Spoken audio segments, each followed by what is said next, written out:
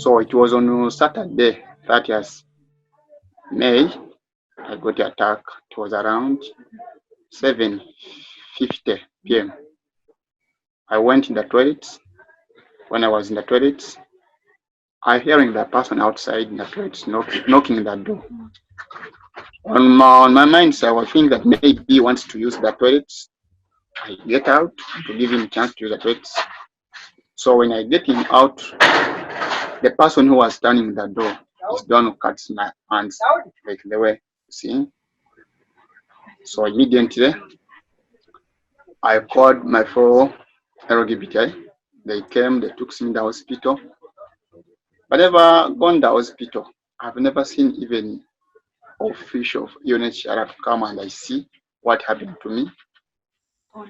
And even me to go back in the community, it was the power of UNHCR because I went there to tell them about my problems, what I'm suffering. But when I go there to the compound, they just beat me and used the tear gas too much. I think you saw it. Forced me to come back in the community where I got this injuries. So as by now, I'm using only one arm. I can't use two arms because this one is also pricing. So I ran away from my country to Uganda to come to Kenya to seek the protection. So I can't talk too much. I think I can ask you to tell me, am I safe if you see me like this? So when you see me as I'm using one arm like this, am I safe? And according to the pictures, the one you saw, so I don't know whether this is the protection UNHCR the one supposing to give for me as LGBTI. I'm sleeping outside daily, outside as if a dog. Yeah, it was about 8 p.m. Then all of a sudden some homophobic people attacked and they burnt a certain house which was housing like 4 members of LGBTIQs, all who were dumped to B13, Block 13 by UNHCR. So did the police come last night? The police were there, Mm-hmm. but they were only 2. They did not arrest anyone. But then yesterday, even when they were there, we were attacked, the house was burnt down, and no one was apprehended up to now. Actually, when we tried to tell them about it, asking us if we reported the matter, yet they were just right on the scene. Any law in Kenya to support queer people and LGBT people? Absolutely not, because the Kenya Constitution does not allow homosexuality. Actually, it's a breach of law for anyone who is an LGBTIQ to be in Kenya itself, not particularly Kakuma, but in Kenya. The law, when you're caught, you're liable to be in a prison for 14 years. For 7 years. 14. What is your demand at this moment? For us, with what we asked them to do for us is to give us protection outside from the camp, because in the camp we are not safe, we are suffering. Actually, what he's trying to say, giving us protection in the camp, giving us protection in Kenya, it's all the same, because like how, basing from your first question, is it legal to be an LGBTIQ in Kenya? That's absolutely illegal. So, Yeah. we asking UNHCR, please, if they can get us a safer place away from Kenya, because Kenya itself is homophobic. Because the police of Kenya is also homophobic. Everything in Kenya, as long as they get to know that you are an LGBTIQ, then They torture you, they don't expect anything good. Mm-hmm. And how many people are LGBTQI plus in the camp? We are like 300. Particularly talking about Block 13 where we reside, the people who were so vulnerable, who were dumped outside, that they sleep outside, they are 150. And how many people are generally in this camp right now? About 500,000. Wow. So there are like 500,000 potential attacks against the 300 people. Yes. Actually, the LGBTIQ in Kakuma camp are not more than 1.5% Yes. of that population in the camp. Mm-hmm. Because you can imagine all the rest of the people Attacking attacking LGBTIQ and are homophobic. Yeah. Nothing. The police, they are just pretending, but they don't want us. They're just pretending.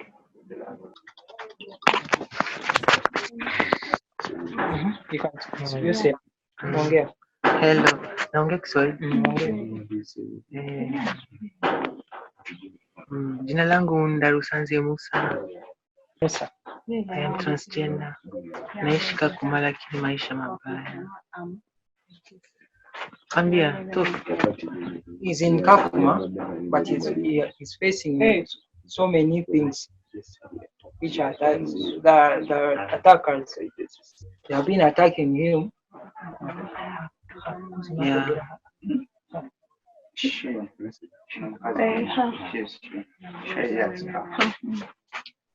Yeah, shida ni nyingi kama Problems, there are very many here in this camp. kuchapwa, Beatings, kunyanyaswa, kunyanyashwa, I don't know that. Cuttings, kusumbuliwa sana. disturbing. Hadi mtu anatamani kujiua. Watamani kujiua. So inayokutika Eh, every time I want to be clean. yeah, every time they want to be killed. Yes. Kingine so naomba msaada, mnisaidie, mnitoe hapa kama maisha yangu yako danger anytime. Yeah, he wants to help him because his life is in danger Because I am transgender. because she's a transgender. Yeah. Mwambie Sudanese ni watu waelewi, wakiona mtu kama mimi ni kuanza kuua. Most especially Sudanese, they are very bad. They just want to kill Kwa sababu mimi ni trans. because he's trans. Hata UNHCR najua kama ni watu wenye waelewi. Even UNHCR, they know that the people they are bad. People in the community they are bad, they're homophobic. Yeah, ni watu wenye watu wanafanya fujo hapa kwa kamu, hata UN inaogopa. Lakini inajua kama inatunyanyasa sisi mashoga, hatusaidii kitu. But naomba wanisaidie, wanitoe hapa kama wani protect. Please, please, please, please. She needs protection. She is not safe. She's saying, please. She needs hope. We need hope. Musa. Ndarusanze Musa. We are not safe in Kakuma. We are not safe in Kakuma. We are not safe. Please rescue us from this grave. Yes. Please help us. Help us. All our hope is in you people to help us.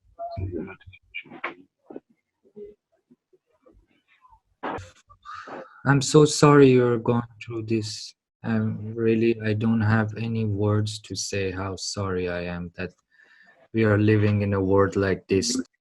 Yes. Yeah. We need safety from you people.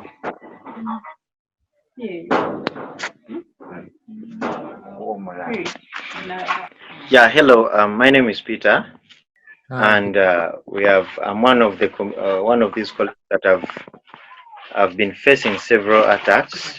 As I speak of now, just some few days back, we were again attacked in a broad daylight, whereby these people brought pangas, they brought sticks and stones. We tried to call the police. The police came after 2 hours when everyone has dispersed, and we got severe injuries. Because right now, for me, you see this finger here, it actually, the bone got broken from inside. So it is tied with this metal so that they find a way of the bone rejoining, but it is refusing up to now. We are actually in pain. We are tortured psychologically, we are beaten physically, and right now we don't know what to do. Because these people, everyone that surrounds us is homophobic. Because the community members, they are homophobic, the service providers, including the police, health centers, everyone who is not an LGBT sees this as a curse. To an extent that some people say or claim that we are the cause of coronavirus, to say, because they see us as spoiling their children. We are against their culture values and all that. So we find ourselves that we are not safe where we are socially. We are beaten, refuse to fetch water, refuse to interact with them. Going to the shop is a problem. Even if someone has something in the shop doesn't want to sell to you. So you find yourself that your mind is tortured. You can't do anything. This thing is happening every day. The only person you can talk to is your fellow LGBT. If you walk alone and then you find some two young Sudanese, immediately from there and then you change the route because you're scared these people might again do what. So it means you're walking out of fear, we are sleeping outside in fear. The protection they're saying they're giving us, they only give us to policemen that were around yesterday, but these people still attacked us. What does that imply? The security is not enough, protection is not enough. Yeah. I think there's no way, or there's no any place they can put us here apart from removing us from here, evacuating us. Otherwise, you're going to see people are going to begin committing suicide because of the depression they have. People are actually going to do certain stupid things now because they're now out of their senses. Because as sleeping here in the house caught fire. I actually narrowly escaped what? Death. So I find myself all the time, whenever I see just little fire like that, then I start remembering all what had happened to me. These things, even if they bring like food or something like that, because we have nothing as I speak, like the houses and all that, we sleep outside, we have nothing to cover ourselves and all that. But even if they provide that, it is not our basic need right now. Even if they build for us houses because others got burned, it's not our immediate need right now. All we need is one. We need to leave this place. Unless when people are saying, or the world is saying, they need to first see a body lying down. Because these people are up to our lives. They're not up to our properties, though they steal them too. They come with a raid, they beat us, we run away with the kids. Remember, I have kids, we have women, we have pregnant women, we have vulnerable people around us here. So whenever they come in attack, we try to run with the kids. Some come out with their wounds and all that. But these few things that we have, or we have remained behind, they are stolen and taken. This is the situation we are in, and these things are real. We are really suffering out here. So I'm calling up the world, whoever is listening, and whoever has connection with UNHCR Kenya, to please come up and tell UNHCR to come up and do something. Otherwise, we are going to die from here. We are going to die from here. Because many people, almost every day, we get someone who is hospitalized. I think let someone else talk. Because if we begin talking about all this, we can't stop this. Because it's really a long story, because every day adds a story. Every day, every day. This is what we are in now.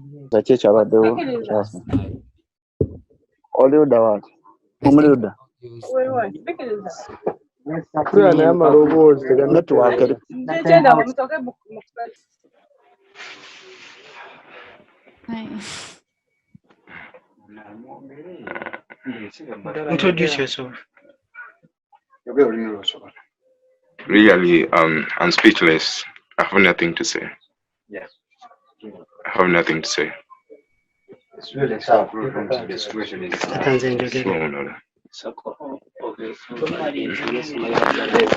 Hello. Hello. Hi. Yes, hi. I'm Rugundana Rakib. Hi. Yes, please. I'm Rugundana Rakib, one of the member who was arrested after taking our LGBTI members who were cut in the hospital.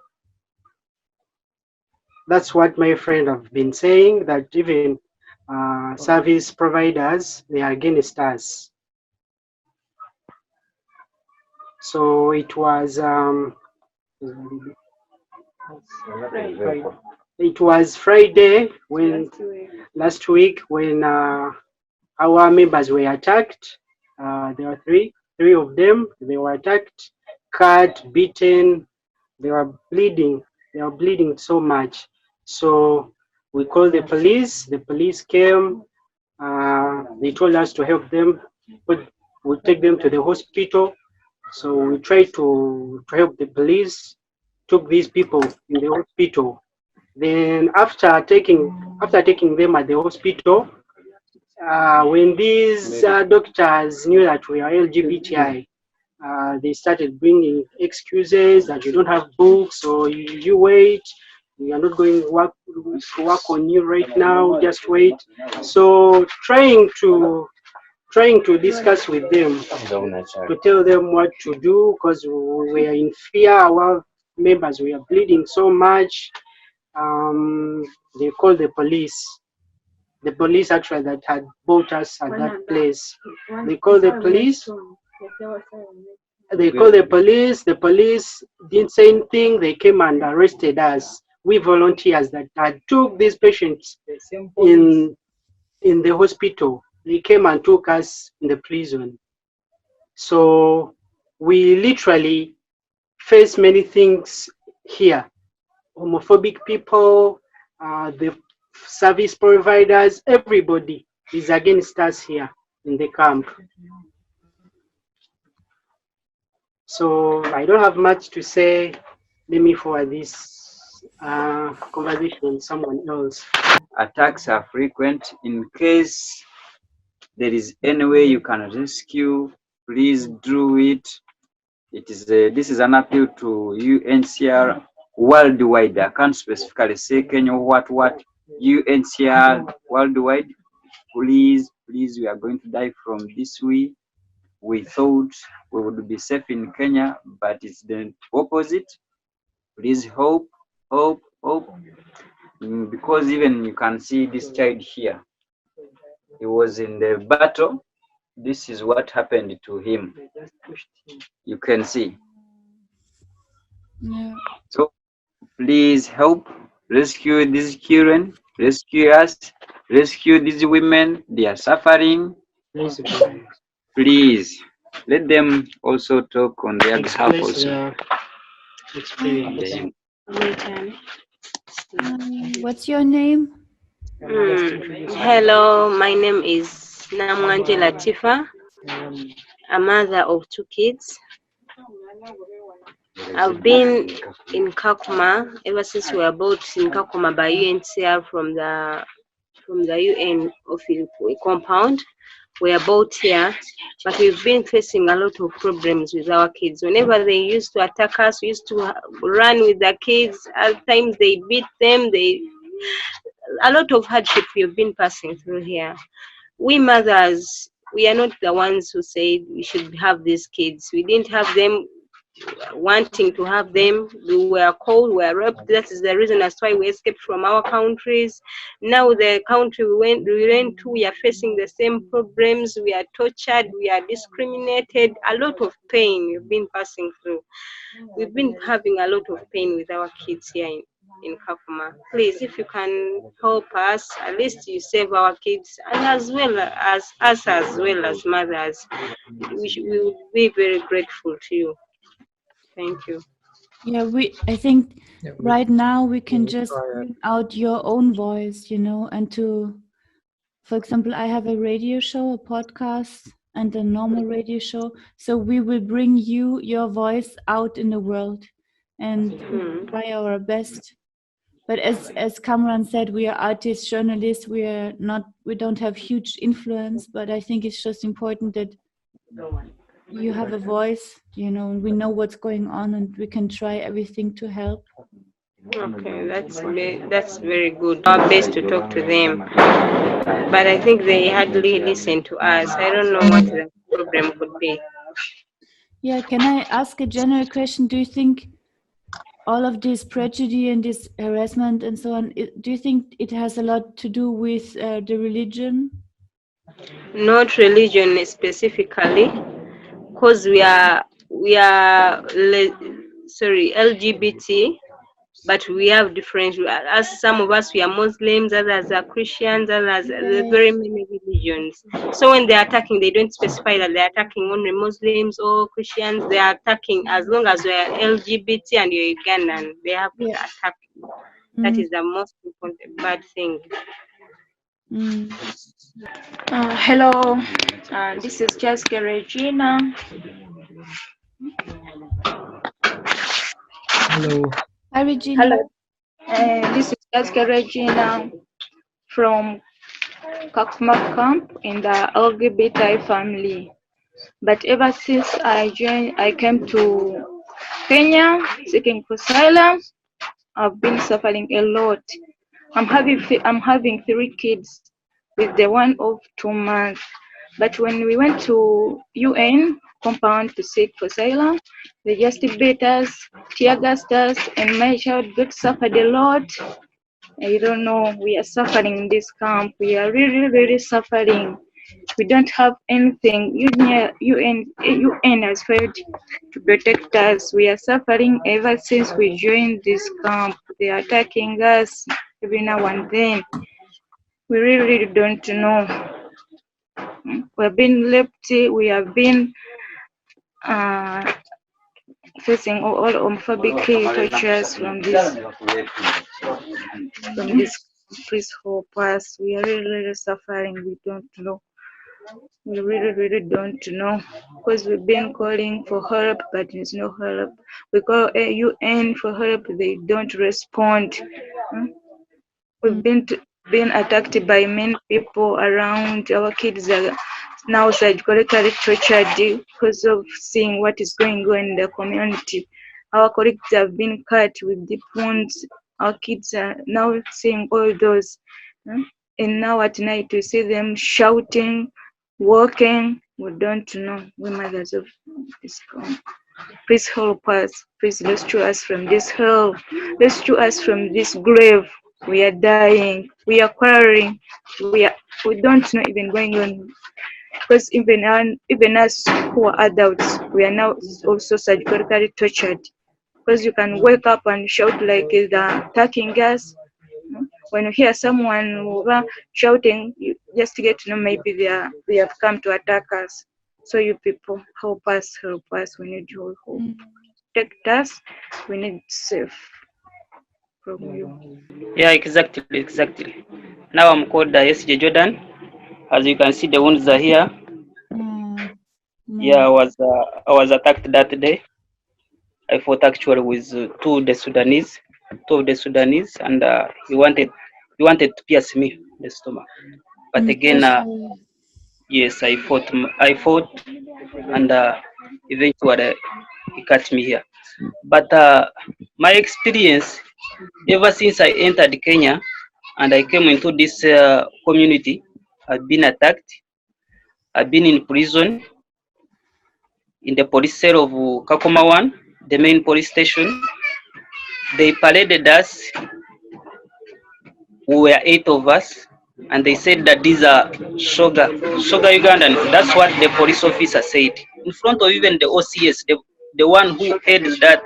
Shoga means the Sodom Ugandans, gay. That's what he said. And guess what happened in the police cells? Yeah, like They tortured us. My house, me personally, There were 3 of them. It's not this fire that you've seen here. Like 3 months back, my house was burnt together with 3 houses there. We went to the hospital, the clinic which works on on refugees. The person who was there, the doctor who was there in that night shift, he said that he can't work on sodomy Ugandans, that we are the ones making this situation worse, that we are the cause of corona. I had my partner, he's called Clayton, he's here. He was injected with a drug and he woke up within 2 days. Guess what? He said that he's mad. My partner is mad. Then he said that we'll go to Uganda and we'll get treated there. So I left the hospital. I'm here. There's nothing I can. For sure, this place is hell. If you can help us, just assist us. Otherwise, any day we are dying. Any day we are dying. When I was still in Uganda, I was attacked. I was attacked several times. Then thought of Kenya being safe for how precious my life is. So I left my country, then came to Kenya seeking for asylum. I appreciate I was registered, but again, I regret as to why I came to Kenya, because it is worse. I don't know which word I can use from the dictionary to express the situation really so that you can get it. I spent only a few days in the community, then I was taken to jail. Then I spent days in jail, then being tortured by fellow prisoners on orders of police officers. Police officers came on the doorway, instructed fellow prisoners that those are Sodom Ugandans. Please do what you can so that they can learn what Kenya is. We thought maybe they are going to teach us something different. Instead, he was instructing them to beat us, do every abusive thing to us. We suffered. On God's mercy, we were let out.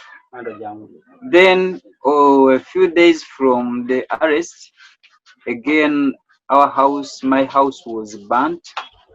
The intention wasn't the house, but I think the target was we who were inside, because I was there. We have been communicating with the UNHCR so many times, but they're just telling you communicate with the police. When you're communicating with the police just say that they can take you in jail. Why you are LGBTI, you are not supposed to be here, according to the article of Kenya law. So I'm worried. I don't know whether UNHCR is the one who's supposing to give for me the protection, either Kenya. So there's nowhere I can tell anyone to help me. But as per now, the only helping I got the UNHCR to block my FB accounts. Why? Because I'm posting our situations and our fellow members to posting our situation where we are, but they're just blocking emails, Facebooks. As I talk, I have four accounts of Facebook. They have already blocked. Why? Posting our situations. So I'm worried. I'm not safe, and I can't talk too much because everything you have seen. So I need protection out of Kenya, but not Kenya, out of Kenya, because I think you have heard about the amnesty, the one I died in, I think 2 months back, the one to shed this off. So I think it can be the same soon, according to our situations and the situations what I have. So I'm not safe. Please, that's my message. Thank you. Isa Mubiru. Hello.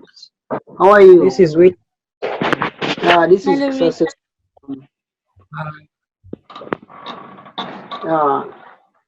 Hi.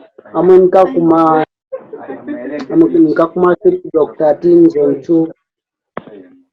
We are suffering a lot here in Kakuma. We don't have protection. Our neighborhood, they are beating us each every day. You see now, I came in Kakuma without doing things, without scratches. So now I'm moving with scratches because of the situation here in Kakuma. So I request my message from UNHCR, from different agencies, to help us to give us protection because we're gonna die in here in Kakuma. We're going to die. We have kids. We have the people who is sick. Now I think some of them they went to hospital. We are not safe in Kakuma. Yes, we are not safe. We need protection, or we need any safe country which is can protecting us. Please. Thank you. As a matter of fact, we all knew that UNHCR is capable of protecting anyone of their sexual orientations or their nationalities to be in Kenya, seeking for help from UNHCR. And yes, indeed, they accepted to register us, and that's how we ended in Kakuma camp. But I don't know why UNHCR never first had to look into this matter, whereby LGBTIQ are illegal in Kenya, and yet for them they accepted to do so, and they registered us. So that's why we are here right now. Yeah, like what is the other option than Kenya? As we all know, Africa isn't a home for LGBTIQs because we have practically saw it, not just particular our country or Kenya, but every country in Africa. Even when they were drafting a paper which can support LGBTIQs during the Maputo Protocol, they failed to ratify it. We are still very illegal as long as we are still in Africa because this is against the African culture. You understand? So even if Ethiopia, the same problems that are in Kenya, the same problems in Uganda, to be the same problems in South Africa, to be the same problems in every country in Africa. I think the best solution, if there is any way that we can be taken out of Africa, far away, because this is what we are. We are LGBTIQ. Nothing can change it. Nothing can change it, and this is how we are right now. But then it's sad that our continent, our Africa, our very people, our very own, they can't take it in. They are against us. That's why you can see a lady like this one.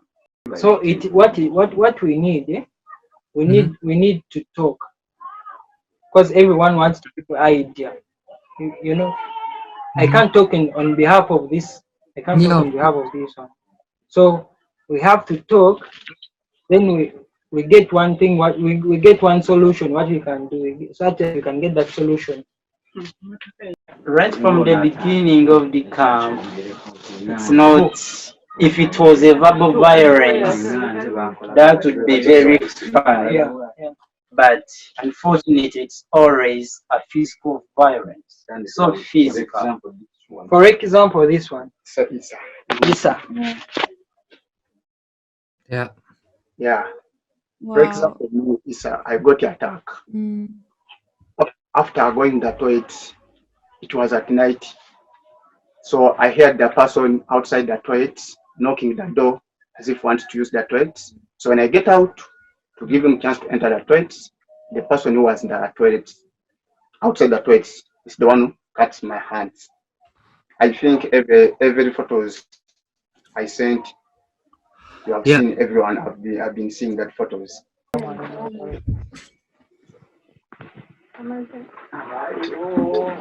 Hello, how are you? Hi, how you doing?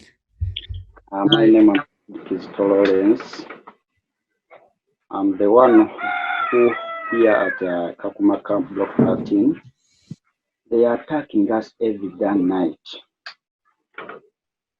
I beg you, we need protection. We need to leave Kakuma. We are tired of Kakuma Camp. That's my words. Because I have a wound on my heart. Kakuma, it's like a hell. Kakuma, it's like a hell. We are not sleeping. Merenganya Claudina.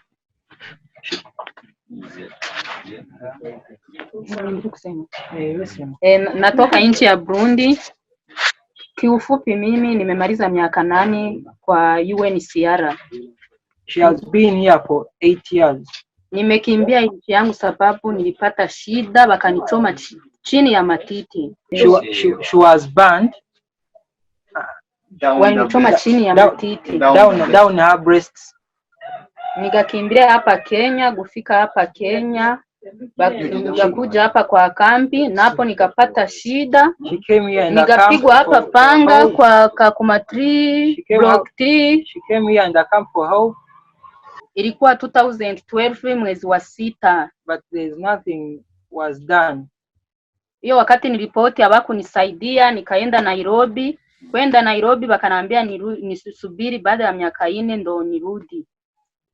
Baadaye hapo nikarudi kwa UN, kwa ofisi ya UNHCR baada ya miaka 4. Kufika wakaniambia inabidi nirudi Kakuma ndio watanisaidia.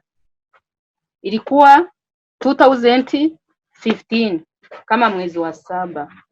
The problem is Swahili.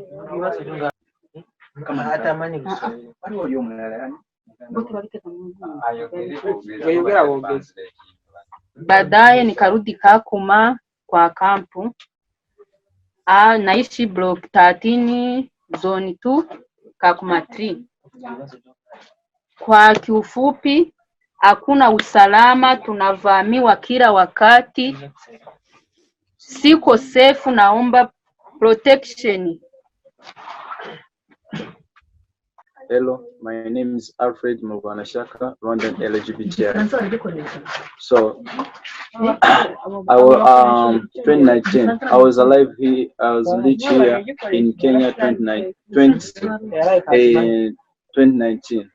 So, but I was relieved from Nairobi because UNHCR was telling me that I don't have protection there. My protection is here in Kakuma. Then I take decision to come here in Kakuma. But once they took me from reception to the community, I was saying that I'm not safe in the community because I'm different from others. I'm LGBTI, so I cannot live with those homophobics because the people who were living in a community is homophobes. They don't love us.